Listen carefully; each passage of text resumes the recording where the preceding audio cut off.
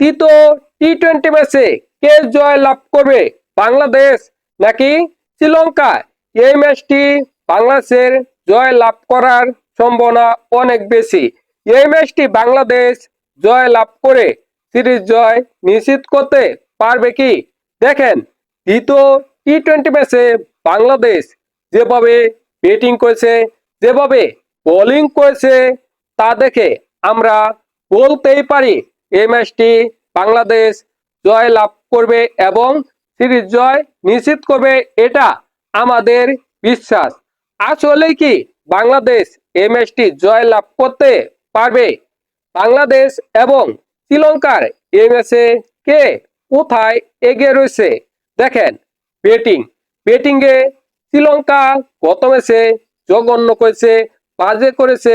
শ্রীলঙ্কা 100 রানের আগেই all out হয়ে গেছে।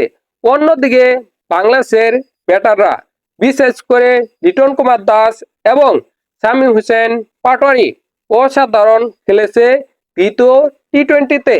তবু ব্যাটিংয়ে বাংলাদেশ অনেকটা পিছিয়ে থাকবে শ্রীলঙ্কার তুলনায়।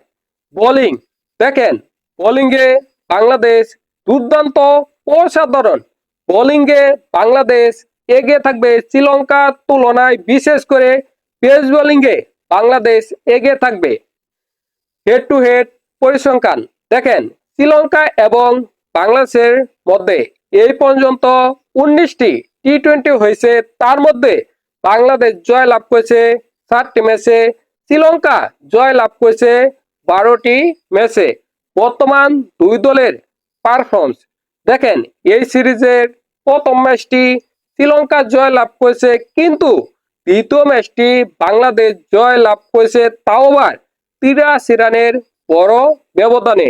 তাই বলা যায় এই ম্যাচটি যদি বাংলাদেশ ভালো ব্যাটিং করতে পারে এবং ভালো বোলিং করতে পারে, তাহলে বাংলাদেশই এই ম্যাচটি জয় লাভ করবে।